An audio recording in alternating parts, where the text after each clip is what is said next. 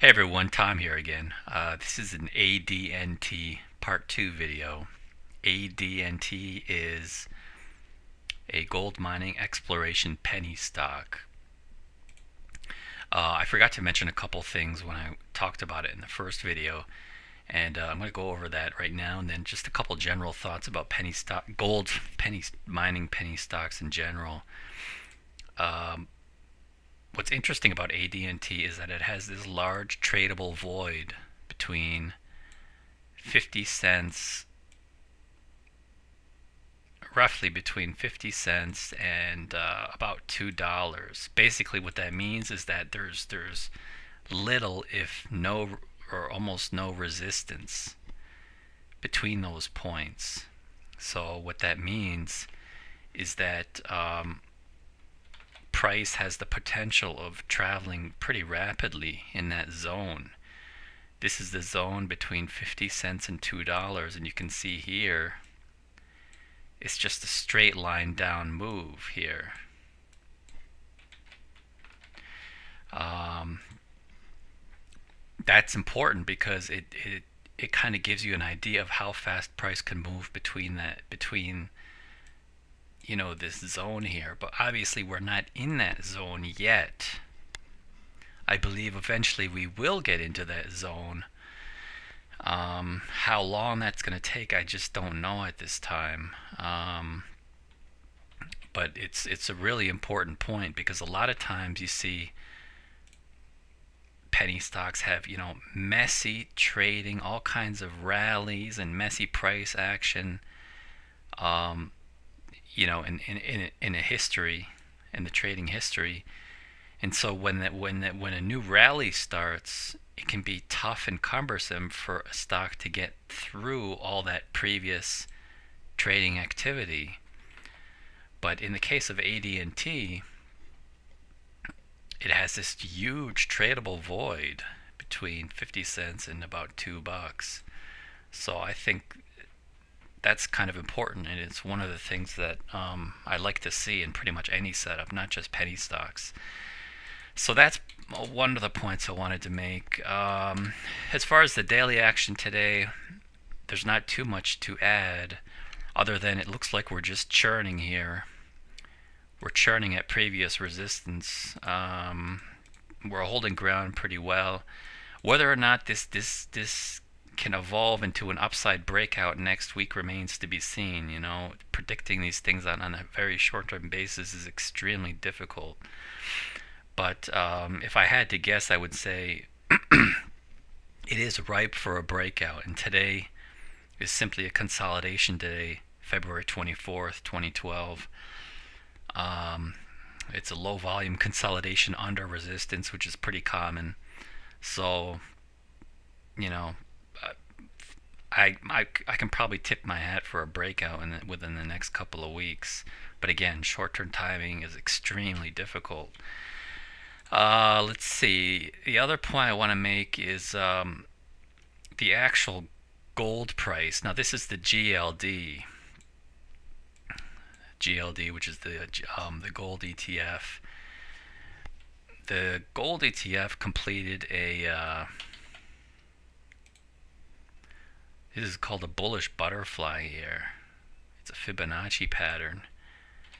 It completed that pattern here right before 2012, and it kind of, to me, it gives extra weight to the possibility that we are in kind of a final blow off run here in the gold price. We've already seen it rally pretty strongly. Obviously with the rest of the stock market as well. And it's got a small flag pattern here, and that projects usually as a halfway move up, back up to the old highs.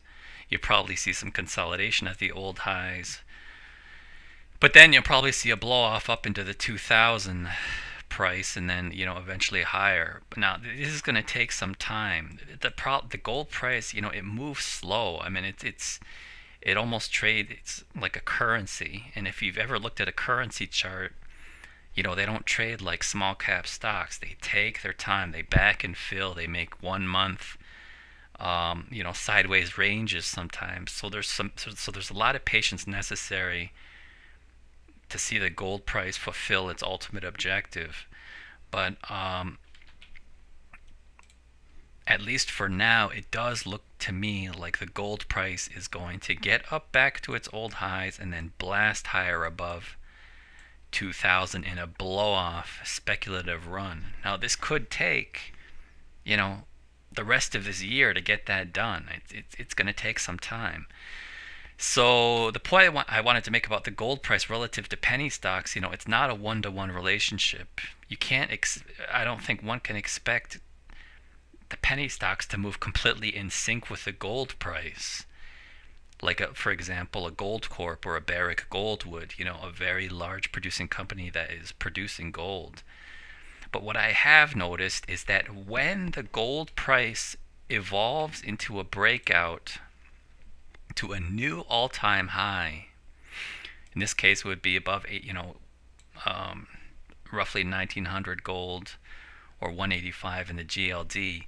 When it evolves into that breakout and succeeds, that can be a massive speculative injection in some of the more speculative gold stocks. In this case, I'm talking about Ardent Mines, ADNT, but there's plenty of others that can kind of get an extra kick from that. This is about supply and demand and speculation as well. It's not all about fundamentals.